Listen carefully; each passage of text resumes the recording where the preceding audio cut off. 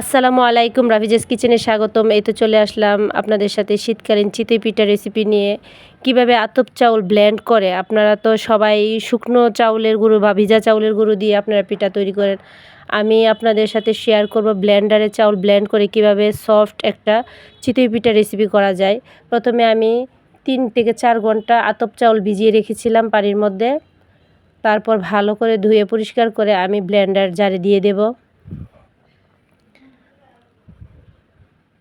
Blender জারে দেওয়ার পর তারপর আমি পানি দিয়ে দেব আমার পরিমাণ মতো। যেরকম চাউল ভিজিয়ে রাখলে এতটা পানি দিয়ে ব্লেন্ড করা লাগে না।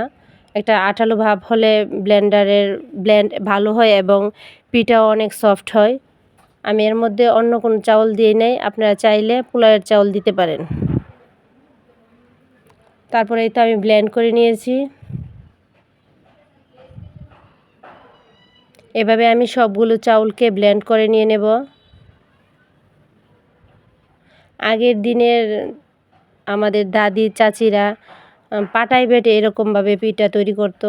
আর এখনকার দিনে তো ব্লেন্ডারই আছে, সেজন্য আমাদের খুব সহজেই তৈরি করা যায় ব্লেন্ডারে এই চিতই পিঠা। তারপর আমি অল্প ব্লেন্ডার জার ধুয়ে অল্প পানি দিয়ে আমি নাড়াচাড়া করে দেখে নিচ্ছি যে আমার যে পিঠা তৈরি করবে এই আটাটা ঠিকঠাক আছে কি না। তারপর আমি লবণ দিয়ে দিলাম, দিয়ে আমি মিশ্রণ করে নিলাম। এর মধ্যে আমি আর অন্য কোনো কিছুই দেব না। তারপর তাওয়াটা আমি 10 মিনিট গরম করে নিয়েছিলাম। তারপর তাওয়ার মধ্যে আমি চিতই পিঠার আটাটা আমি দিয়ে দিলাম। দিয়ে ওই আগের মতোই আমি পানির মধ্যে সরাটাকে ভিজিয়ে রেখেছিলাম, এটাকে আমি আর এক্সট্রা কোনো পানি দেব না। তারপরে এরকম ঢাকনার মধ্যে আমি অল্প পানি দিলাম যাতে ফুলে যায় পিঠাগুলো। মানে আমি আগের প্রসেসটাই আপনাদের সাথে শেয়ার করতেছি। তারপর আমার পিঠা হয়ে গেল, এখন আমি উঠিয়ে নেব।